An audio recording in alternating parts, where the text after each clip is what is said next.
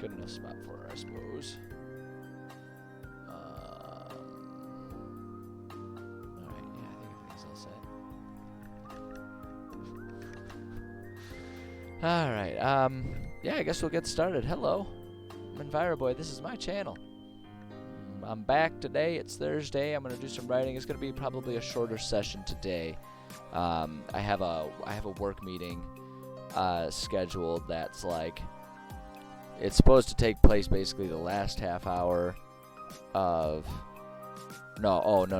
It's the meeting. When is my meeting? I should probably look at that and actually understand that, shouldn't I? I know it's this afternoon. Yeah. Okay, so it happens immediately after this time slot here for the writing stream. So I gotta dip out a little early. So, hey fanboy, yeah you are. You're here right at the beginning here. Welcome. But yeah, no, it's gonna be a bit shorter today because I gotta dip out and go to a work meeting. It probably will also mean we start Mass Effect a little bit late, but that's okay because we're still here and we're still gonna get some work done. Still gonna get some work done. Itchy cat in the background. She doesn't even know that she's online right now. Goofball. Aw, look at the little fuzzball. Cleaning her tail. Okay, anyway. Yeah, she definitely looks comfy. She's got, like, there's the recliner back there, added to the fact that I've got a pair of my sweatpants that are just sitting there because I'm lazy and I don't put stuff away all the time. All right. Anywho, let's see here. What are we doing today? Last time, the hell did we do last time? It's like a whole 2 days ago. How am I supposed to remember? Oh right, we were working on our on like our potential big bads. Is what we were doing. We had been talking about like the faction leaders for our main races and factions and stuff, right? Because we've got the Leonins, we've got the Durgar, the Giants, and the Drow. And I'm pretty sure last time we had accomplished sort of talking a bit about and fleshing out our Durgar and our Drow leaders. And I remember that we kind of ended up taking a route of having the Drow leader hey Taukert, mic check. Mic is working good? Okay, good. But yeah, we were working on we had kind of landed on having oh boy, brain, catch up with me, brain. Our Drow leader being a kind of a more complicated character than our Duragar leader, which is good. I don't always want every character to be super complex. Generally speaking, complex characters are more interesting, but that doesn't necessarily mean they're more compelling. The trick is not necessarily to make any of them complex. The trick is to make a character have realistic, well, not even realistic, but like believable, I guess is what I'm looking for, believable goals and missions in mind and all that kind of stuff. So you can have someone who has simple thoughts about what they want to achieve, and if you have sort of those contrasting personalities, it makes it a bit easier for them to feel dynamic and different. Because I know one thing, and I've fallen into this, I have historically fallen into this trap fairly frequently in the past, where my villains will kind of all bleed into each other because I have the tendency to make them all similarly complex and driven, so that when I end up presenting them into the game, right, to the players, they just kind of come across as being your generic villain and everything like that. So it's good to have different levels of complexity, motivation, personality, all that kind of stuff. It's good to have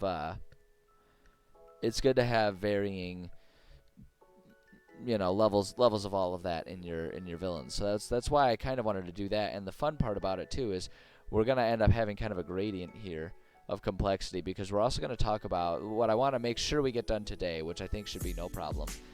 As I want to, by the time I'm finished today with the stream, is I want to have fleshed out our giant leader, which again is going to be kind of the same.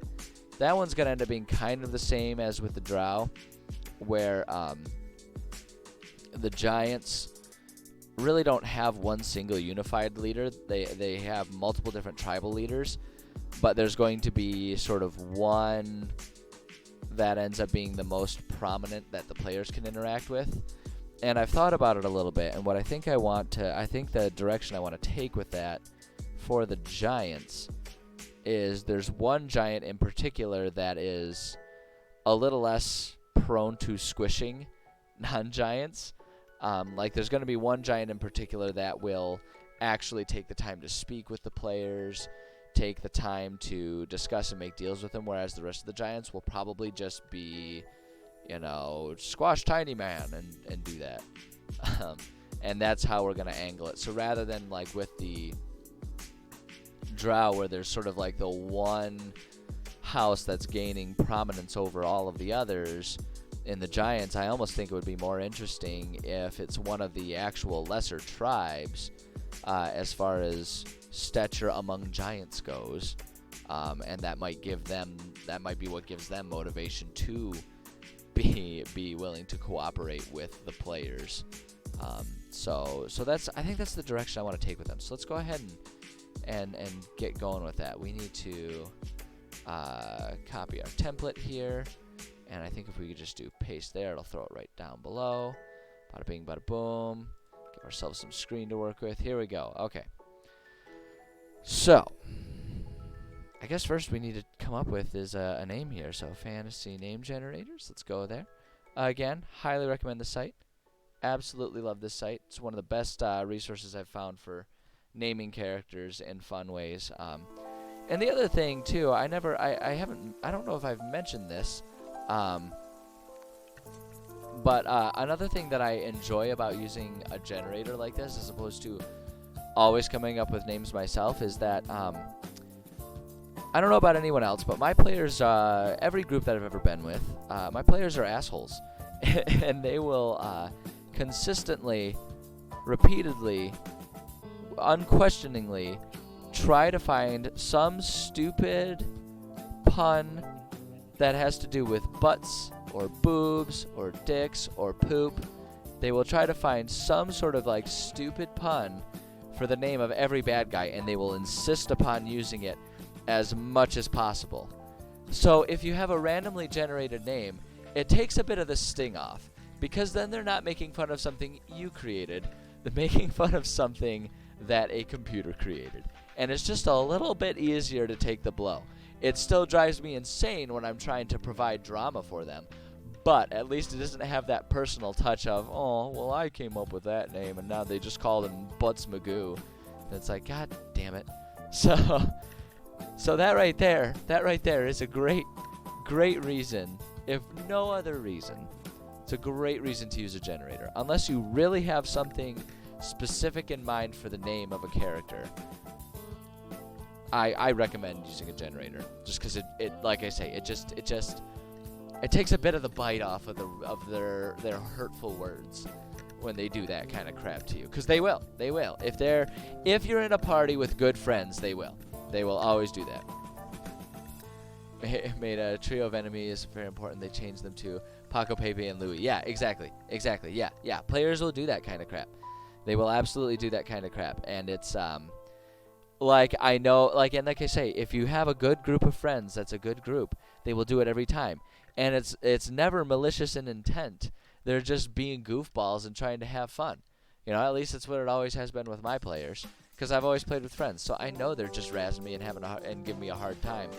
But they don't, because they don't have the experience of being a DM or anything like that. They just don't. They don't understand how much effort and how much of yourself you put into these things, and they just don't always have that perspective of like, oh, he might care about this a bit more deeply than we do. Maybe we'll go ahead and tone down our dickishness. It's just not something that they always think about. So this is generated names are a really good way to sort of mitigate that and let them have their fun with that without it being quite as ouchy time on your heart and soul.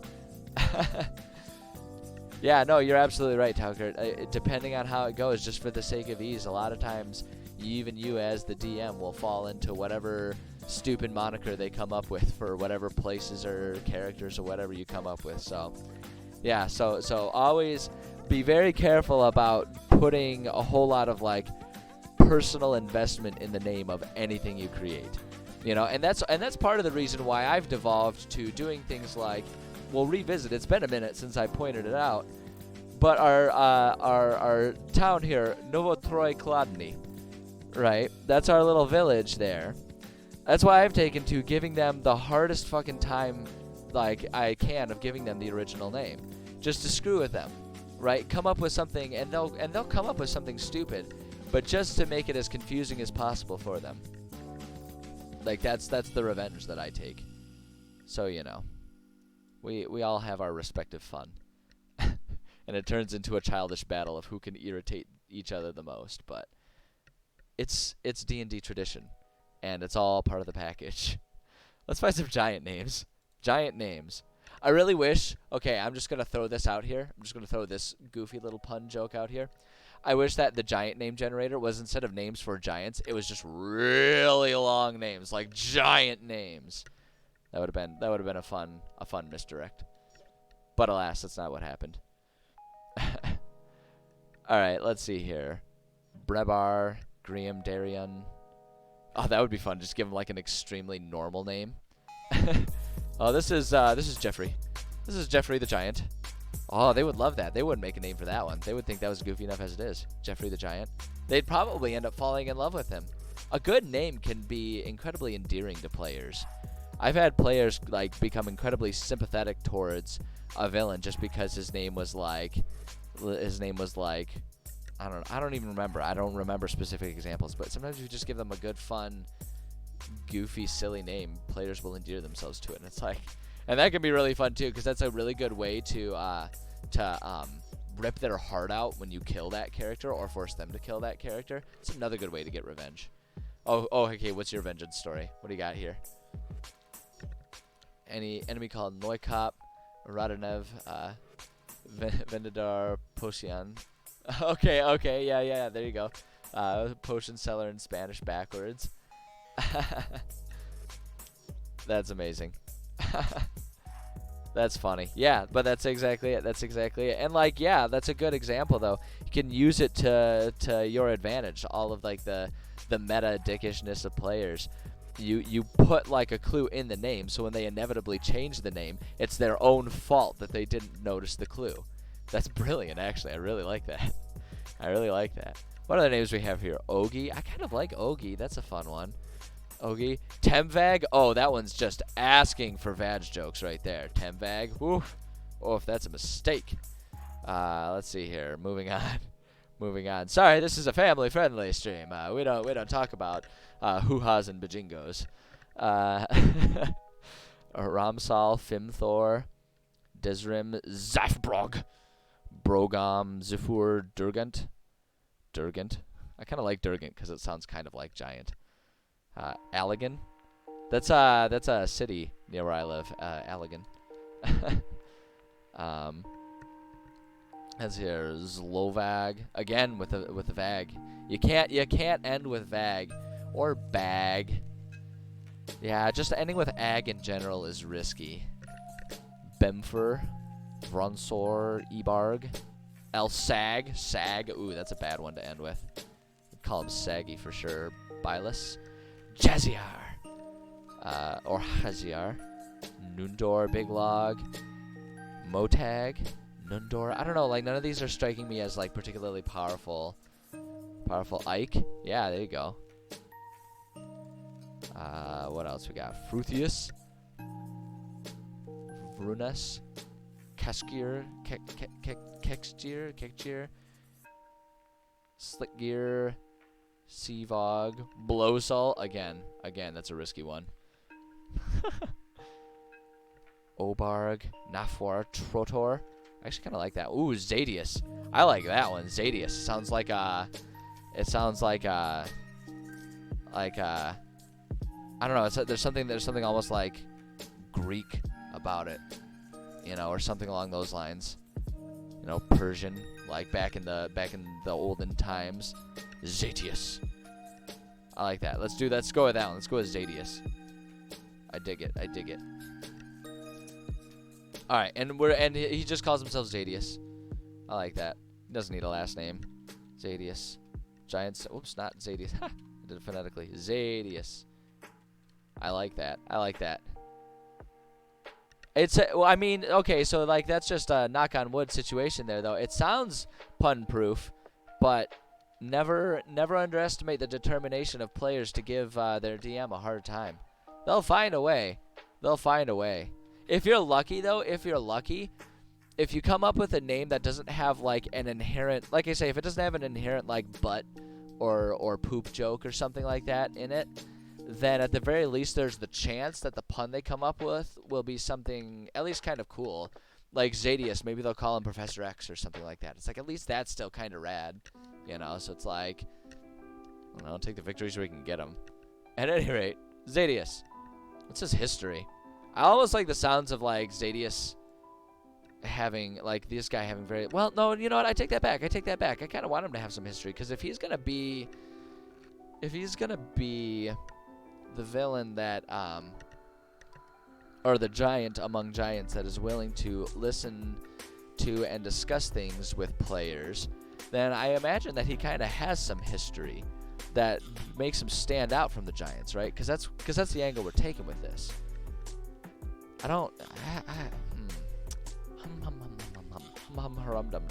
Almost. Oh, you know what? Okay, so we had talked about with the giants. Hold on, let me pull up our giant faction, the Haidun Giant Collective here.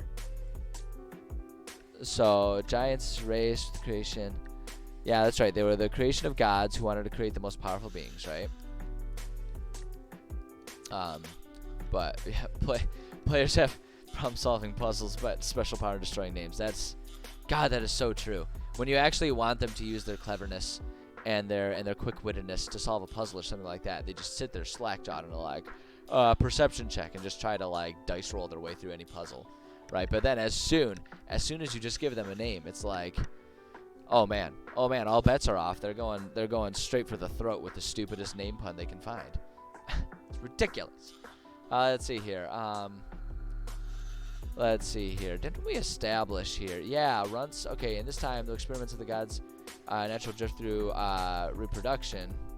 Oh wait, hold on. We want to put this as through. Haha! I noticed an edit to make here. Go over, piece of poop. Through experiments of the gods, many giants were born relatively small of stature. These runts were often forced out of their tribes from themselves on the mountains. These runts would often congregate themselves and form their own tribes that lived within the mountainous valleys. Eventually, they became known as Goliaths, right? So we established kind of within this world the origin of Goliaths. So I like the idea of maybe Zatius here is kind of like he's a runt, but not quite Goliath, but not quite giant. You know, he's just somewhere in between, and like that's what leaves him there. No, for sure, Tucker. You have. I have no requirements of participation to be in part of my stream. I'm not gonna boot you if you don't participate. I'm pleased you enjoy listening. That is 100% okay every single time. But yeah, I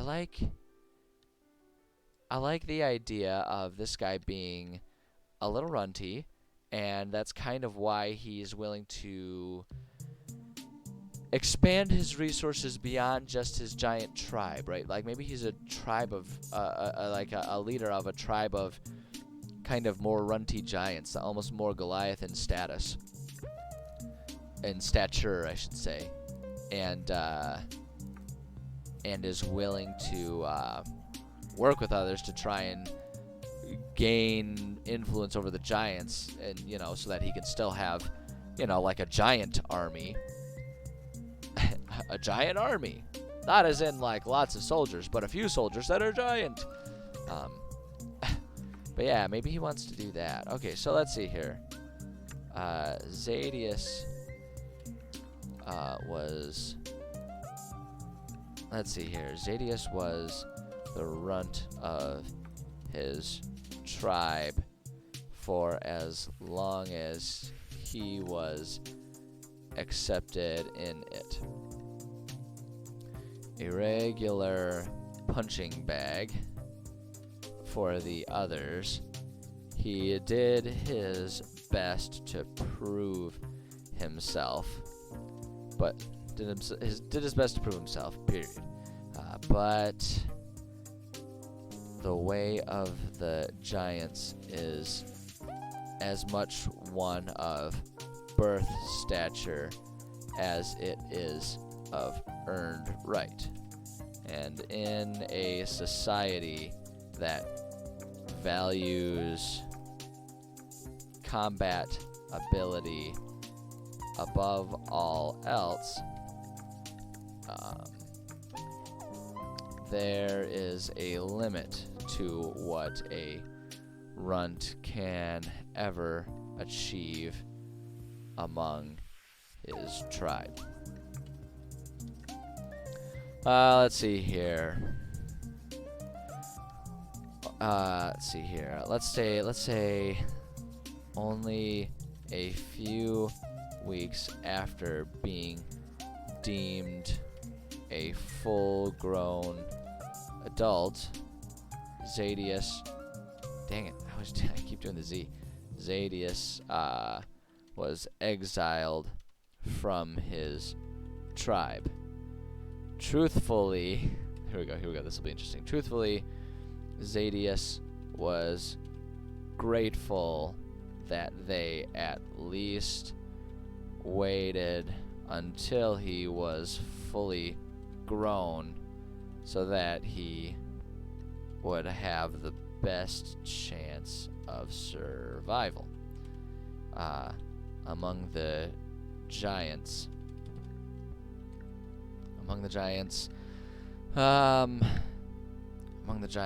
it is often considered a mercy. Well, actually not a mercy. It is often considered standard to simply abandon the child as soon as it's whoops, we only need one comma there, or apostrophe. As soon as it's clear that they are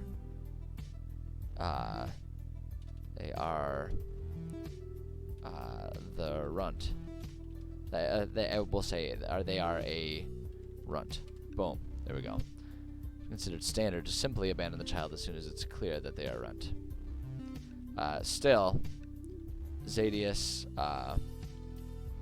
was determined to prove that he was worth more than a meal to the creatures of the mountains. Let's see here. He survived on his own for a while, scavenging among the lower hills of the mountains and staying out of sight of the giant tribes. Let's see here. In his wanderings, he met many other banished runts. Some older and well versed in survival, others young and without a hope had they not been found. Zadius decided to build his own tribe with these outcasts, deciding that it was time for, how do I want to say this? It was time for giant culture to make a shift. Deciding that it was time, he believed that all of these runts still had value and could prove useful in building a successful tribe. Let's see here. The others followed, understanding that they had little chance of survival alone, but morale was always low. The truth is that the smaller the truth is that even an entire tribe of smaller folk has no chance against a tribe of larger folk, right? So it's like I want to establish, like, what I'm trying to, where my stream of consciousness is kind of taking me here is, like, I'm I always talk about that stream of consciousness, and I use that all the time for writing, understanding that I can go back and edit and change things as I want to or need to, for the sake of consistency, for the sake of better ideas, whatever it is. But I always just kind of let the stream of consciousness go, because oftentimes I find where I'm going after I start walking, if that makes sense. You start off like, I had the idea like, okay, Zadius was a runt, and he built the tribe there. How did he come about that? And, we just kind of end up with a small itty-bitty narrative, right? And so you just kind of do that, and we'll build on that, and hey, we're winding up in a place that's actually kind of a pretty functional story here. And so what I'm drifting towards here, what I'm trying to establish is the fact that Zadius is motivated, and he wants to build this tribe that can compete with the other giants.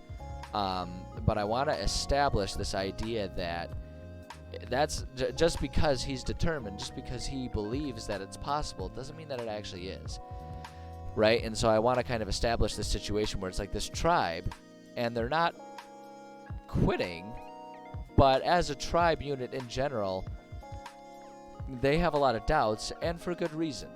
And the reason that I want to establish that mindset is because I really want to give these giants motivation to work with players or any outside forces if they come along, right? I want that to be the window that Zadius suddenly understands, and like suddenly Zadius will see like, oh, our strength as small runs doesn't come from proving that small guys can still win a fight against a big weight. He's not trying to be like, a featherweight can win a fight against a heavyweight. He's not trying, like, he realizes that's not what the proof of their strength is. The proof of their strength is their ability to be more cunning and utilize more available resources in better ways, right? And that's what he'll understand is the strength of their giants. But I want to tee that up. Like, I don't want to have them already understand that. I want to tee that up so that way players can almost have the chance to be, very emotionally bonded to him, right? But the flip side of it is, if we want this to potentially be a big bad, I want there to be reason for the players to possibly be in conflict with these guys. So not just necessarily, oh, either we come in and attack this guy or we talk and things are fine, but like in the sense of maybe they make a deal with Zadius, right? Players have kind of established, oh, we'll help you. But because there's this doubt, and because there's still a certain adherence to the old giant ways among the tribe, that there can be some treachery involved, or a lot of doubts, or even some back and forth political gaming, right? Where it's like, as much as any giant is capable of, but it's like they're coming in here trying to convince Zadius, like, hey, we can help you. And all of these other guys are looking at the newcomers, and these other giants are like, Zadius, look how worthless they would be in a fight. Let's squish them, let's smash them, and steal their things. It's like they themselves are no good in a fight.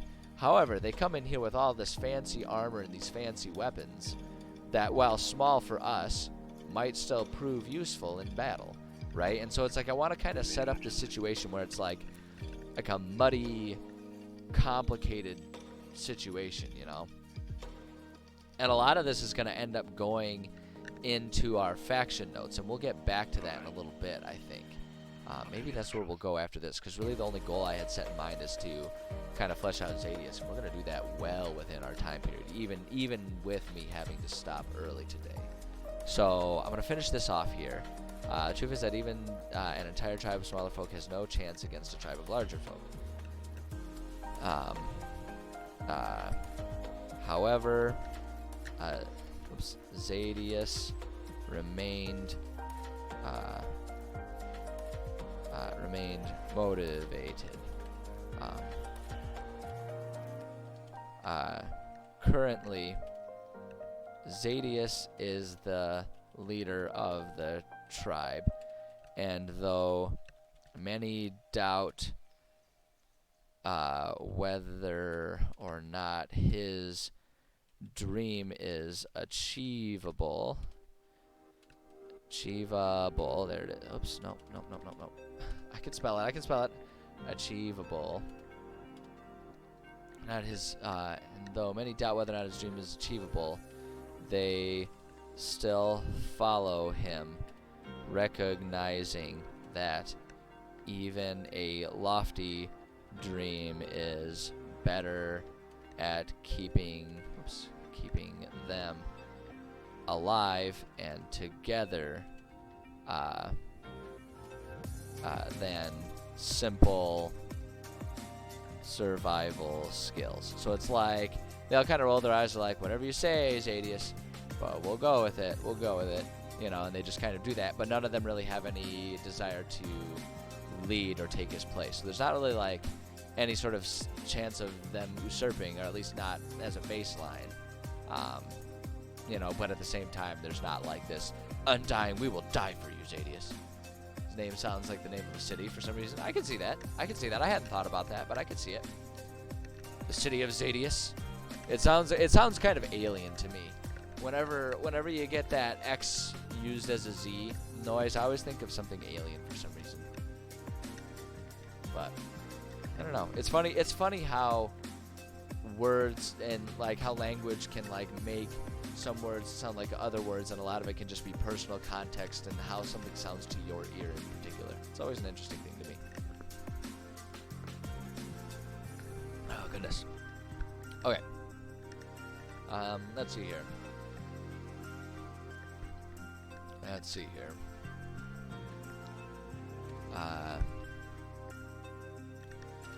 here. Zadius is itching to fight. Is itching to fight one of the nearby tribes to try and earn respect and favor among both his tribe members and the giants as a whole. There it is, as a whole.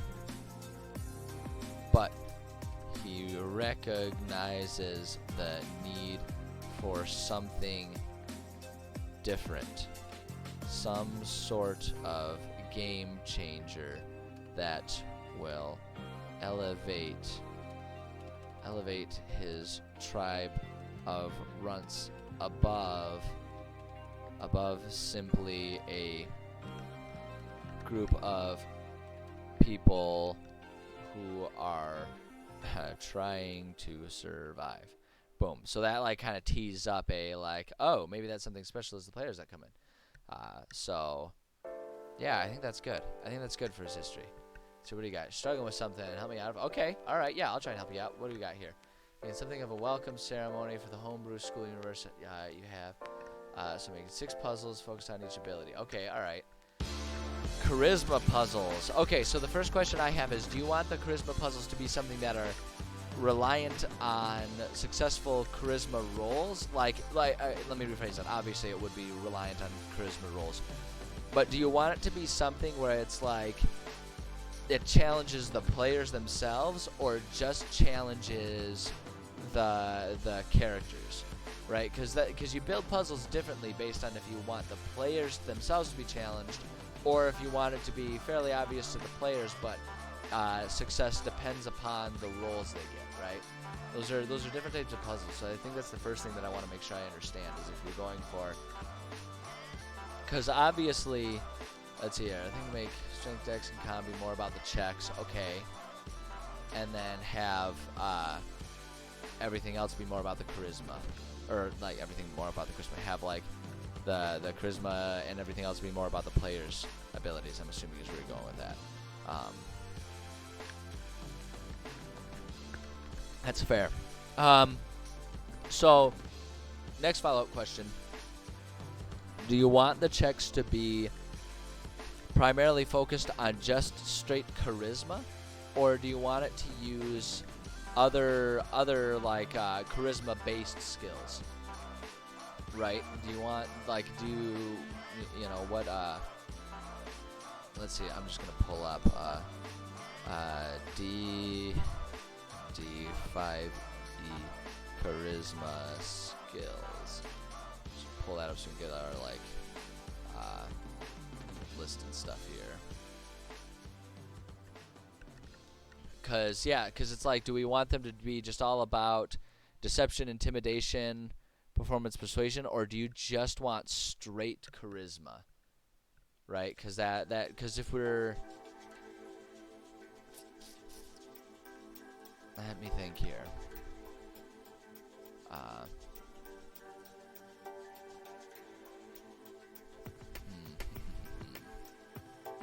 Trying to think about what a good way to structure it.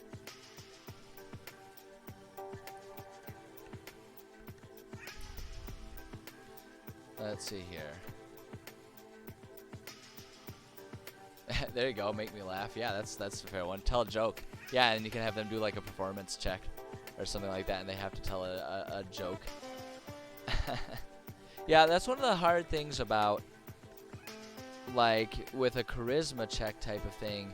It's one of the hard things, though, about having it be more about the player's abilities, right, rather than the character's abilities, because someone who's just a quiet individual in your party might not be, you know, if they're quieter, they might not actually be particularly charismatic, even though they're playing a bard, right? So it's like, the trick is to find some way to have a test of charisma that is a challenge that like does get the characters thinking. And I think the best way to do it,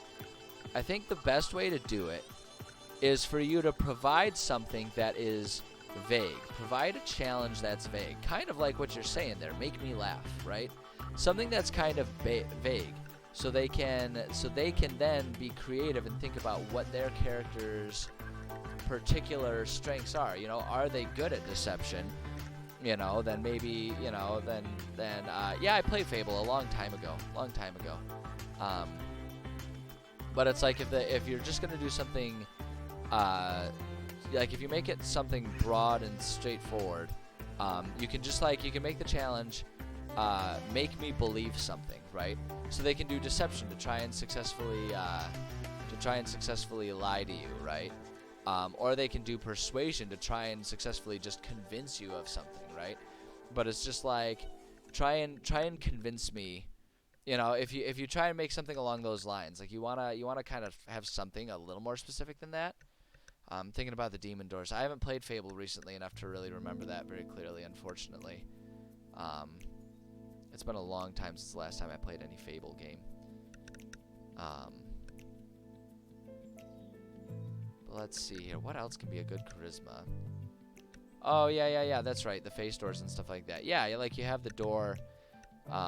The trick is like inherently when there's a talky type of challenge that you want to present, something that requires players to talk, right? The tendency is to accidentally drift towards more of an intimidation, or not intimidation, like an intelligence or wisdom thing, because you want to do riddle.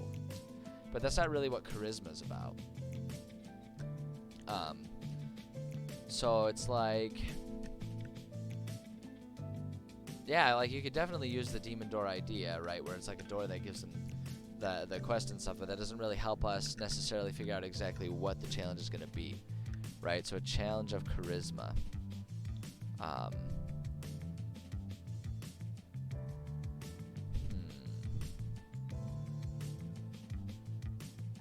Because if we just think about, like, really what I want to think about is I want to try and come up with some sort of problem that could be solved through at least like 2 or 3 of these, like, deception, intimidation, performance, persuasion, right?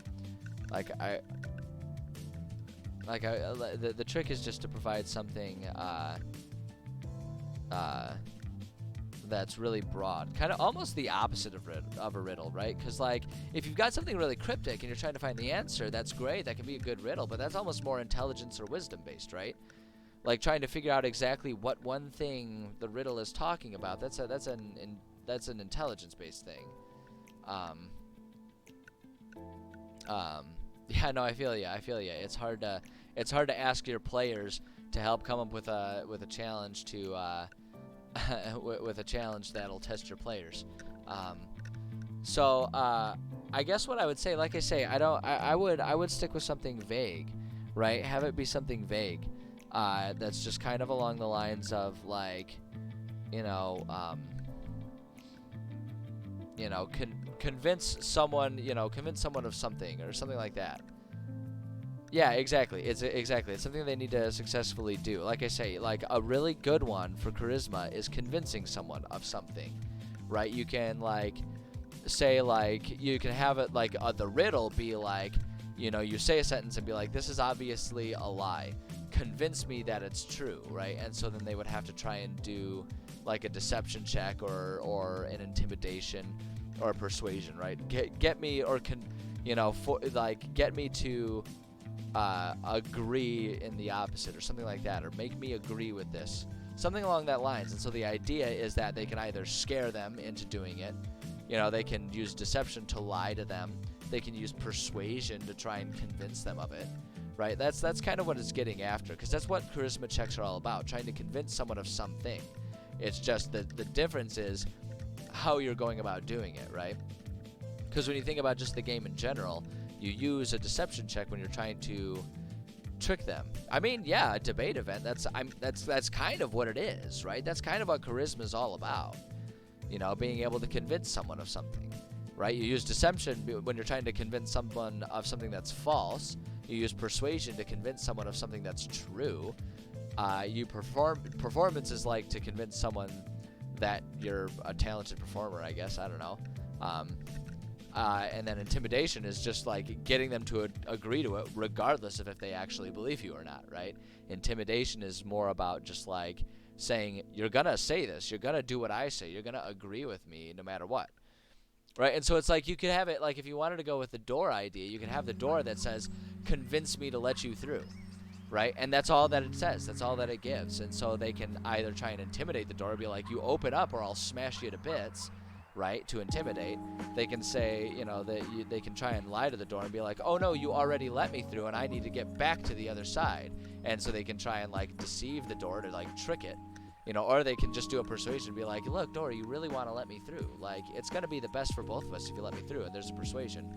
Or they can do performance and be like, look, door, if I play your favorite song, or if I write a song right here right now that's your favorite thing, will you agree to let me through? And they can try and like cut a deal with it. So if you just do something vague like that, that gives players a lot of options, right? And that makes it really feel like it's up to them. And so even though you're not like testing your players in the sense of like, can you figure out this riddle? Can you figure out what item it wants or anything like that? Or can you figure out which way to turn the doorknob?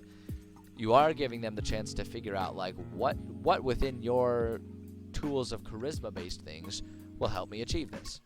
Right, so I guess that's what I would say. Is come up with that. And I actually kind of like the idea of just if you like the idea of the talking doors, just have a talking door that says, convince me to let you through. Find a way to convince me that I want to let you through. And like I say, you can threaten the door, you can lie to it, you can trick it. Let's see here. You don't want to let them throw 1 dice of persuasion from the paladin and roll a 20. I mean, you just make it so that the door slams shut after each one, so each of them has to do it on their own. I mean, you're the DM, you can do whatever butt-headed stuff you want to do. Like, if you want to challenge them that way, then do that. That's what I would do. Like, each of them has to convince the door. The door will only let the individual. Yeah, I mean, Yeah, use your imagination to kind of come up with it, but just as a general principle, that's how I would approach it. That's how I would approach it. Um, yeah, if you want to have each door do something specific, then you can absolutely do that, right? You can absolutely do that. The details are 100% up to you, but that's the approach I would take with it. You're welcome. No problem at all. No problem at all. But yeah, that's how I would approach it. That's how I would do it. So yeah, all right. So we got our history for Zadius here. We got to come up with our motivations here, which I think this is really easy. Zadius, on the surface, wants to gain power and stature among the giant tribes. He wants to, he wants to compete with the other tribes successfully and be recognized as just as capable as let's see here, with other tribes successfully to earn their respect.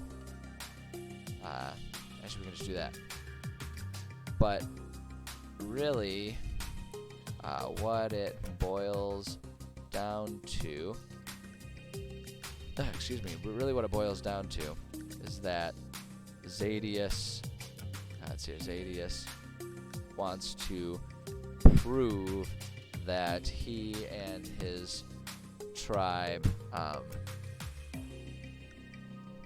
aren't the wastes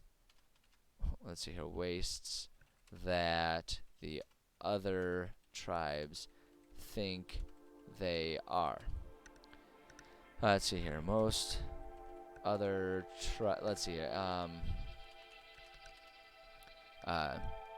giants typically wow.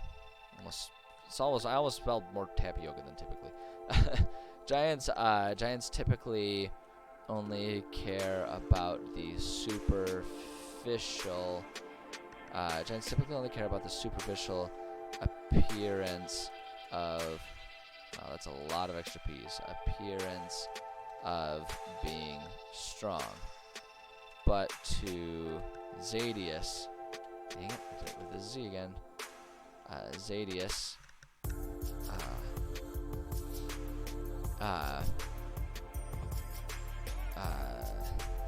it's about more than that.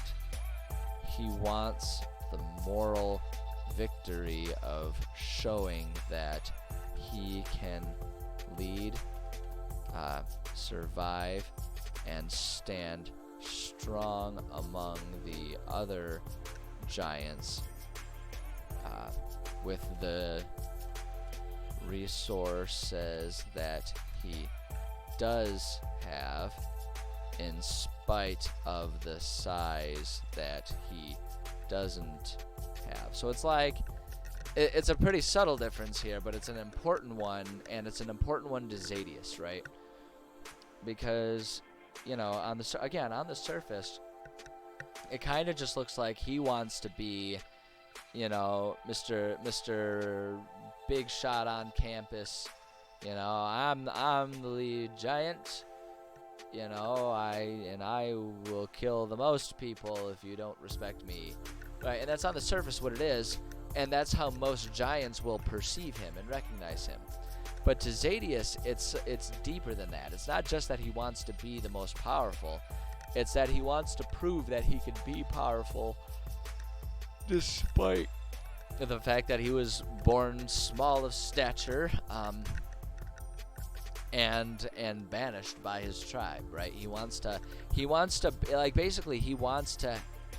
know in his own heart that they made a mistake, right? And it's like, and I think that's kind of, and this is maybe something we'll add there just to add a little bit of depth, because it's probably it's born of the fact that he was deemed worthless, right? And so it's like he wants to prove that that's not the case, and that's kind of what his deal is. You know, it's not just that he wants to be powerful. He wants to prove that they messed up by just abandoning him and ditching out on him just because he's a little short. You know, like that's what it comes down to for Zadius, I think. Let's see here. He wants to prove that his tribe made a mistake by abandoning him rather than letting him be a strong part of a strong, let's say a strong member. You know, so it's like that's kind of what he's after. So I think he can be pretty sympathetic, but again, like I think the players will want to, like, I think there's still potential for the players to accidentally make him a big bad, because the thing is, the players approach him with conflict, or if they, you know, like if they approach him with conflict, or really just piss him off in general, then, you know, or if they prove that they're strong and don't immediately try to, you know, be allies with him, then it might come to his mind that the best option is, you know, like we kind of talked about before, like the best option is to kill them and steal all of their resources, right? If they make the mistake of showing too early how much power they have through whatever items and stuff like that they have, he might want to kill them for their stuff, or even capture them and like enslave them. So it's like, this doesn't inherently make him good. It just makes him, if anything, it really just kind of makes him exploitable, right? Like it sets up this picture that like his attitudes and his beliefs can be used against him by the players. Excuse me, if that's what they feel is necessary, right? So I think that's good. I like that for him. I think that's a good personality. So accent with this guy, just do a deep voice, slow words,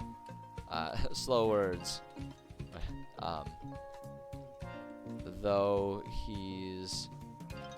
he's more clever than, oopsie, there it is, than the average giant.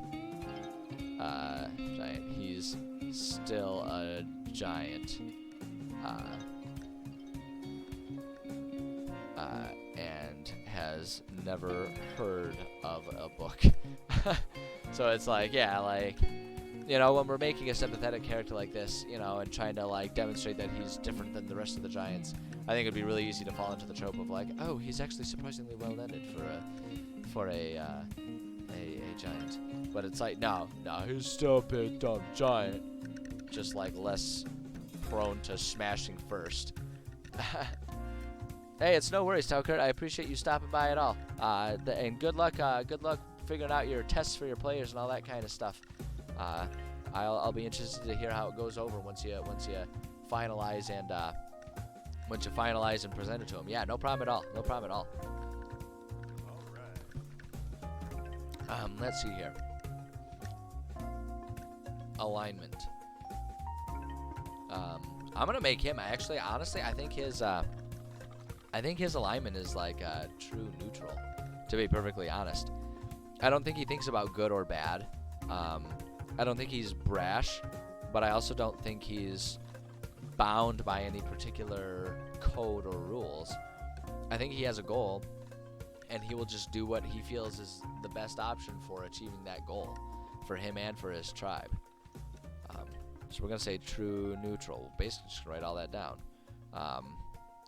He is unconcerned with, let's see here, with good or bad, or, let's see here, he's unconcerned with good, I want to, just because it'll sound better, good and bad, or right and wrong. He's unconcerned with right and wrong, good or bad, right and wrong. He's not impulsive, but he, well, let's see, he's not impulsive, but he doesn't value any code over another. He simply has a goal and will do what he must to achieve it. There we go. Excuse me, sorry. I don't want to do that right in the mic. I feel like that would pop a couple eardrums.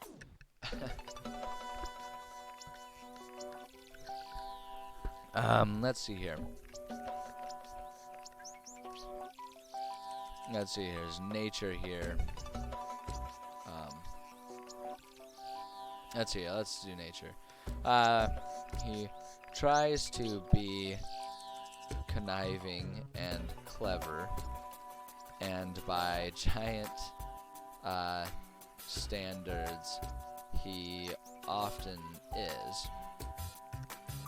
However,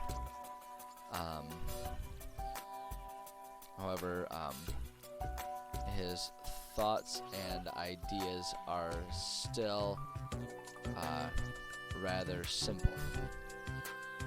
Let's see here.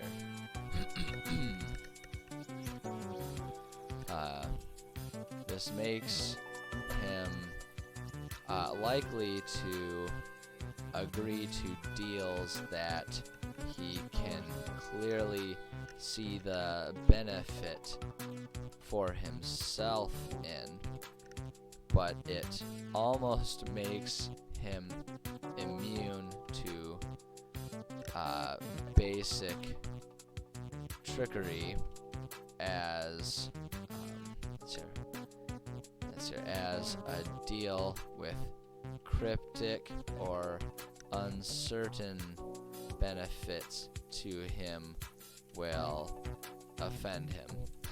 So it's like, it's easy to convince him to do something as long as you give him like a clear goal. It's like, hey, to go kill these guys, I'll give you this really amazing sword that'll make it even easier to kill guys in the future.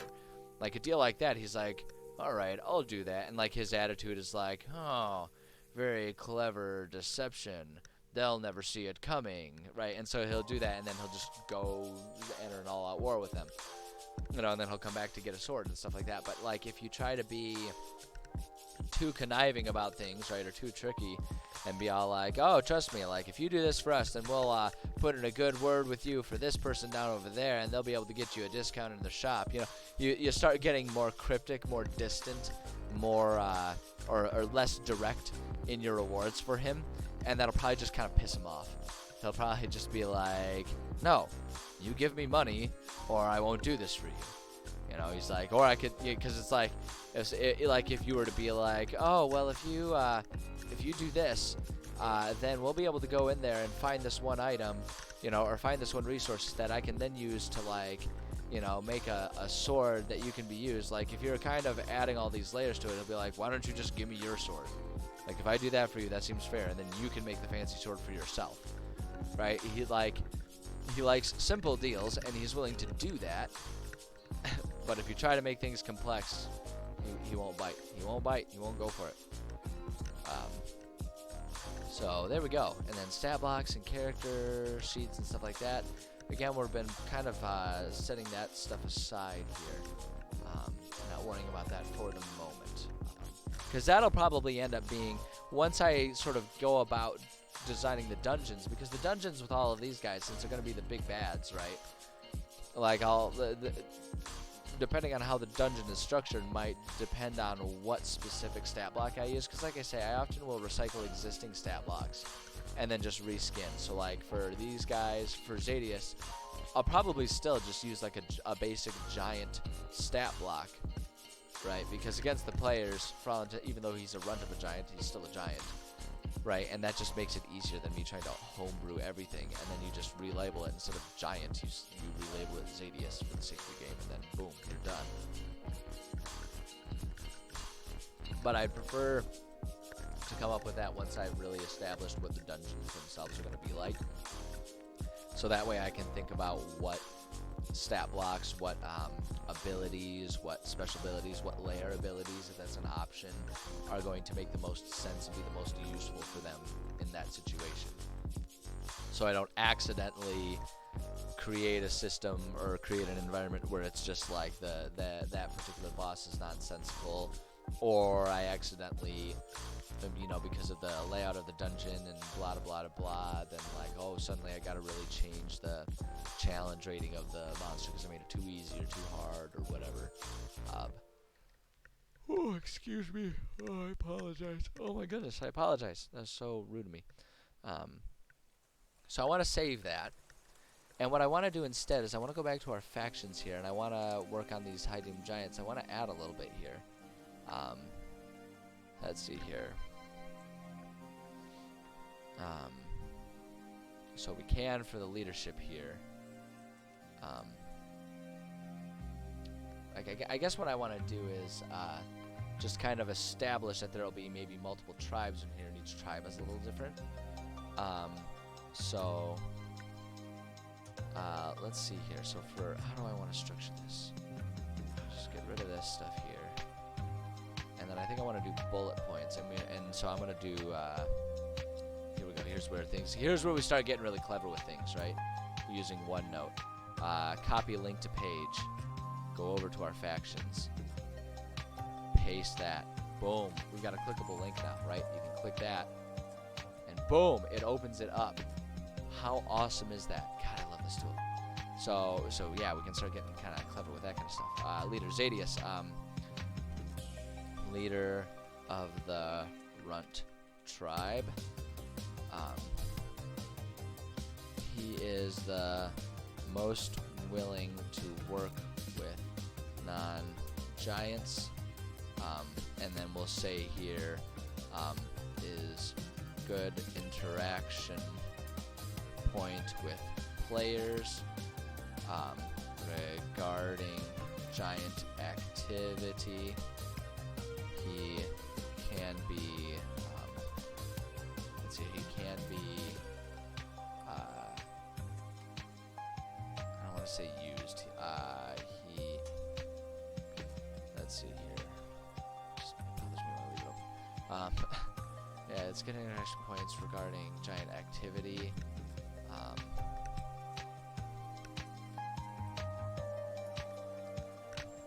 Oh my gosh, I'm sorry. I don't know why I'm yawning so much right now. Let's see here. It's good interaction points with players regarding giant activity. Doesn't exactly trust non-giants, but is willing to work with them to go after other tribes.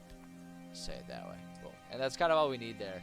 But we could do that, and then like we could have as they come necessary, if they become necessary, we could add. Excuse me. Oh my gosh, get rid of that caffeine in me. They can. We can add more stuff, or if they never really interact with any other giants, we don't really even have to put any other leaders in there. At least not for this area. If they just go full on smashy, attacky, and stuff like that. But I think if we just do that, that actually is pretty good, because I feel like everything else is good, because everything else, really the only difference between Zadius and his tribe versus any of the other giant tribes is that Zadius lives further down the foothills and is more cooperative with non-giants. Other than that, they live the same life, so everything that's written above there is applicable to those giants for the most part. So I guess there isn't a whole lot else that I really need to worry about putting in there. So here's what I want to do actually. I've got probably about 15 minutes, and then I'm going to call it a stream. I know that's pretty early. It's closer to really only just over an hour for the stream, when I normally try to do 2 hours. But I do have a work meeting, and I need to review a few things before that work meeting starts. So I'm going to go for 15 minutes, and I think what I want to do is I'm going to pull up our map here, and what I kind of want to do is I just want to plant the seeds of where the lairs for the 4 leaders that we've established are, so we can kind of think about geographically, you know, what that will mean for everything, and we can sort of put some placeholders in our notebook for some eventual dungeons, is the idea. So I think what I want to do, and here's something, so we've got a whole lot of mountains to use here, right? A whole lot of mountains to use. But I think what I want to do is, because I'm thinking, when I'm looking at the map, I'm thinking if we put the Duergar somewhere close, right? If we do that, somewhere close up here, then we can add some maybe side motivations based on the Duergar activity maybe creeping its way over here, where our village is. So I kind of want to put the Duergar there, or rather an entrance to the Duergar, and maybe have the Duergar lair be somewhere in there, or even in there. And actually, now that I'm thinking about it, now that I'm thinking about it, I'm second guessing myself, because there's a difference between the entrance and where there's Duergar activity versus where the actual like big bad lair would be. So I actually think, never mind, I'm gonna change my tune a little bit on that. There'll be like an entrance around there, right? Because they are doing their things. But I feel like the lair, I almost actually think the Duergar lair, like the big bad, would be kind of down in here, right? Because if our mountains range spans all the way down and keeps going for quite a ways, they're going to choose a more central place because they're trying to reclaim the entire mountain side that would have all kinds of dwarven stuff going on there. So I think I want to put that there, put it down in there. So we've got to go to our symbols here. And what I want to do is find, I've been kind of sticking with doing these like black and white, just little villagey type things. But I want to see if they've got some good, I think they can, yeah, these in the same style here. Some decent castle-y types of options here. And so I'm wondering if we can just do something simple like this and put it in there. And I gotta try and figure out what the size, like with the relative scale I've been using for all these things is. It's like our small camp is pretty tiny there.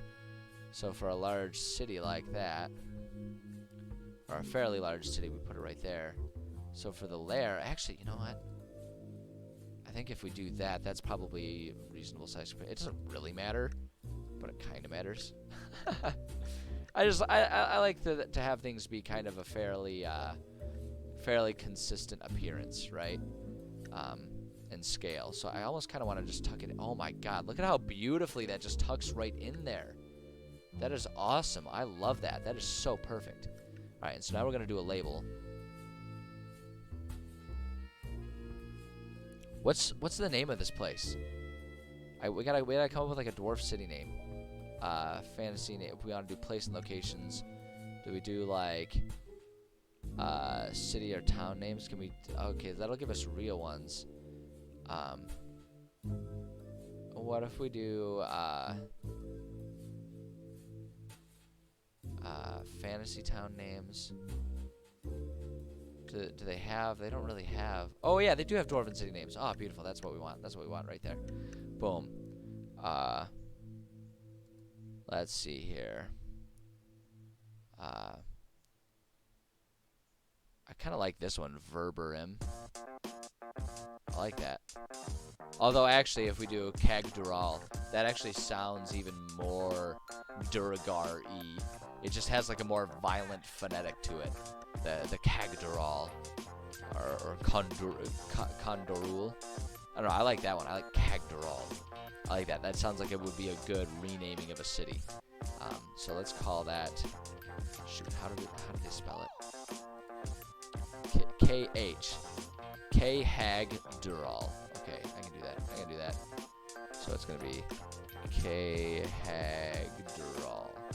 Okay, now first off, obviously we're going to go with Bilbo. We got to bump our font size up quite a bit here to make it visible. I wonder if we can just like...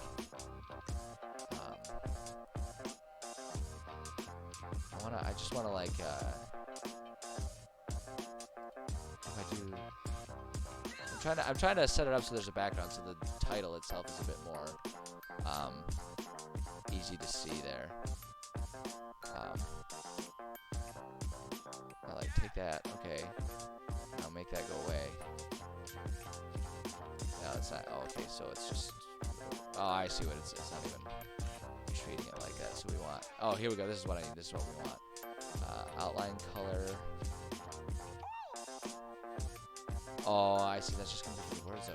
Can we not give it like a background or something? I don't think it's gonna let me. That's a shame. All right. Well, here's what we'll do. We're gonna do Kegdraw there, and grab this. There we go. And we'll just put that right up there. Or rather, let's move that up just a little bit more. Gosh, it's so hard to see. Like, what if we just do that? Maybe put Kegdraw there. And then let's grab our symbol. Let's just see if we can move this. Let's see if this will be as... Yeah, I don't know. I like it in that position so much. Like, it's so good right there. That's so perfect. That's so perfect. Let's see here. Bonus for having it pronounced as Kegdraw. Fair. That's fair. Let's see here. Let's go back to our label. Gosh dang it, this is gonna bother me. I hope you all are ready for me to just like sit here and fuss over this for an unreasonable amount of time, because it's like that doesn't stand out at all. Like, see how all of these ones, it's all pretty plain. Like, it doesn't stand out, and I need to. There's got to be a way, right? There's got to be a way. They have to have the option here of making this. How could they not have this as a, how could they not provide a background option for this? It makes no sense. I wonder if we can just, like, for our outline color, I wonder if we can just, like, make that black, right? And, oh no, I don't want it, like, 0, I just want that. Why is it, oh my goodness. Why is it gotta be like this? How do we... I don't understand what's happening. Oh my goodness gracious. Like, if we do that, it's not, I don't understand the system at all. I don't understand it at all. It doesn't make any sense. What about, like, yeah, see, that's just that's all for our map itself, but for this one, huh. Yeah, they didn't give us anything. That's lame. Alright, well, I guess we're just gonna have to leave it there. I mean, it's like, once you know it's there and to look for it, you can kind of see it, but it's not overly fun here. Oh, here we go. We just make a box. Maybe that's what we do. Maybe that's all we do here. No, let's delete that. I just want to see what the different styles look like. Ooh, that was a weird one. Why do they all gotta be so... Oops. There we go. That's not particularly intrusive. So it's like if we go... there... Wait, I need to change the size of this thing here. Why? God, why? Why do it? Why you gotta do me like this? Why you gotta do me like this, system? Okay, hold on. There we go. If we do that, I'm not overly fond of the fact that that's drastically different than the rest of them, though. I'm not actually overly fond of that. I mean, like.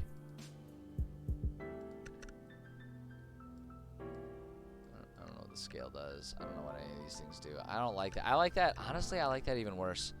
I like that even worse than just, you know, having it. Why is the system being as irritating as possible for me? There we go. Yeah, honestly, I like this. I like this more than that. Honestly, those boxes were a little too... I really just want to make the the words have their own little like scroll effect or something. You know, that's what I'm trying to achieve here, and I just don't. I don't see how it's gonna. I don't see that it's going to let me do this. I don't think it's gonna let me have success with that. Or maybe what I'll do is I'll fuss with it outside of the stream, because I gotta hurry up and plant our other ones here before I end the stream a little early today. Because I gotta, like I say, I gotta get ready for a meeting here soon. But Kagdaral, and let's just go ahead and go back to our atlas here in Q5. I want to take, these are gonna be dungeons, right? So we're gonna copy that, paste it in there, make it a sub page. Where is it? Where is it? Make sub page. That's what I'm looking for. And so we're gonna call this one Kagdaral, and we'll call this Duergar boss layer. We'll just do that for a note so that we can remember it later. Just put in placeholders so we don't forget about them when the time comes. And so that way it like serves almost as a thing for here. Yeah, man, that's so hard to see, but that's like, it's kind of the point of it, right? Like, that's kind of the point of most dwarven cities. So, I don't know. I think that works. Let's go ahead now and put in like a little tent type of thing here. Do we have... Let's see, that's mill. Village house. Same word, different color, bigger letters, place words on top of each other. You could kind of do that, but I think what's going to happen, what's going to be a hard part is like if you just make the letters different, then it's not just going to be, it's not going to show up just as a silhouette. Like the words will, the scaling will get off. So it'll end up being, it'll almost, like I'm worried it would end up looking kind of double vision is what I'm worried about. Because I did think about that. I did think about it. And that's why I was fussing with trying to get the outline. And I don't know why the outline wasn't changing on that for me. Maybe I just needed to make a new one rather than trying to change the one that was already in place. But I'll fuss with it. I'll fuss with it on my own later. Because now I want to, so I want to place our little giant tribe there, and I think just like right up there is kind of good, and they're at the foothills, so we can just kind of put that right there. And now let's grab ourselves another label.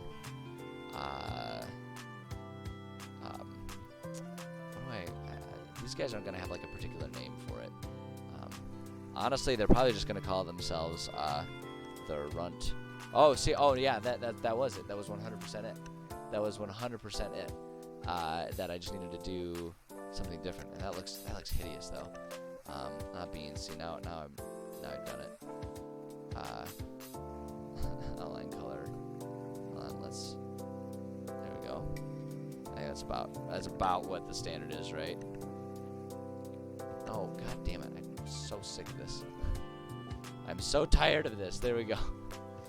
Okay, that needs to go away. Just make a new one. There we go.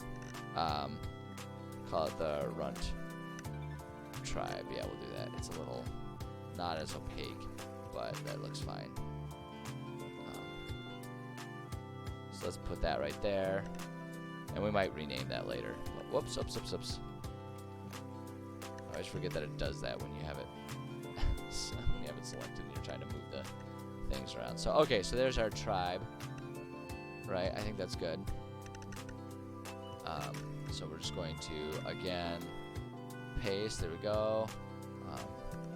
And Runt tribe. We'll do that. Giant boss lair. Ba-boom, ba-boom. Do that as a placeholder, and then one more. We need to find a place to put our drow place here. And so let's go ahead with our symbols. And they're going to be much more refined in nature. Like there's just like their layer is going to be much more house-like. So I want to find where their village is going to be. I almost want to like, it's not quite right. Oh, that's not bad. We can do something like that. But it's like I almost want to take something a bit more refined like that. I'm just worried that the appearance of that will be too starkly contrasting. Ooh, stuff like that. Do they have that in just like a silhouette, so the color is proper? Something like these little, not quite the style I'm thinking of, but that would serve the purpose. Something like that. What does that look like if you plop that just among the trees there? No, I guess it's not at all what I'm looking for. Pick it up. Delete it. Delete this. We'll figure it out. We'll find something. Something good will show up here. But I want something that's a bit more regal. Like, that would be much more the Drow style, to have something a bit more elegant and extravagant, right? That seems their style to me. Actually, you know, honestly, like something like these, like sort of the Japanese style, is actually kind of growing on me the more I look at it. Excuse me. Whoa, that's big. Need to like set it up right there. But like if we do that, just kind of tucked in the woods a little bit, right? Let's see here. Get our size to be at least kind of appropriate. I guess that size is about good because I want it to be probably about the same size as we're making that Duergar one, and they're just going to be kind of a little ways in the woods. Put that right there. Oh, it's not really matching the color scheme, but it's gonna bother me. It's gonna bother me. It's gonna bother me. I gotta get it right. I gotta do it right. Otherwise, why am I doing it at all? You know. So I guess okay. Is this the one that will make the color? That's more like it. That's more like it. So we'll put that in there. And then we gotta put a label here. We're gonna have the same exact issues with the labels of the trees here. You know it's gonna happen. Oh my goodness. That's okay. That's okay. Like I always say, we just put stuff down. The trick is to just put stuff down regardless of it being imperfect, because then we can edit it and fix it up and change it later. Eventually I'll come upon the way to properly do the labels as I want them, and it'll and then we can fix up everything and it'll look better. So the one thing that I want to do, we're going to go ahead and do our stuff here. Do they have like a Drow city or town name? Probably not. Dwarven? No, they really don't. I guess we'd have to we'll just do Elven city names. That'll be close enough, right? Let's see here. Ulendel. Let's see here.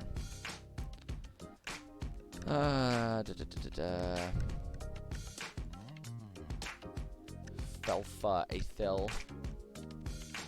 Ankari. Ooh, I like this one. I like Ashran Nalor. Ooh, I like that.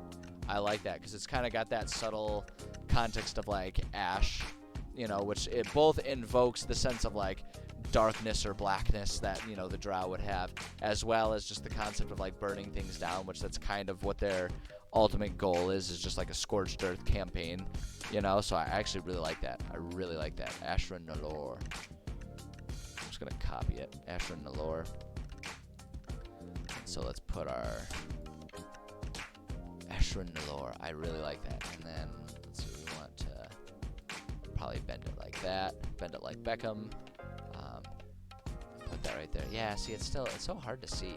It's hard to see. I might just see if I can try and do like straight up, you know, no outline, and then just like, well, do like a black outline or something like that. I don't know.